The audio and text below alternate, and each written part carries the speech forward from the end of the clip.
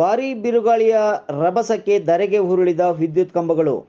ಕೊರಟಗೆರೆ ಪಟ್ಟಣದ ಗೌರಿಬಿದನೂರು ರಸ್ತೆಯ ವನಮಲ petrol bunk ಬಳಿ ಇಂದು ಮಧ್ಯಾಹ್ನ 3 ಗಂಟೆಗೆ ಬಂದ ಬಿರುಗಾಳಿ ಮಳೆಗೆ ನೆಲಕ್ಕುರುಳಿದ 5ಕ್ಕೂ ಹೆಚ್ಚು ವಿದ್ಯುತ್ ಕಂಬಗಳು.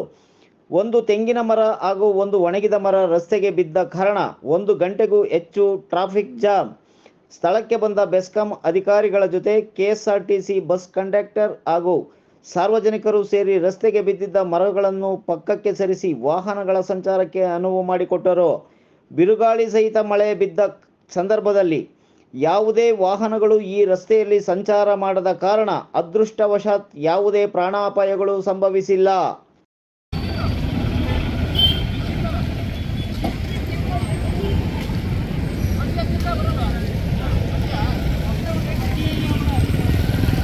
Gracias.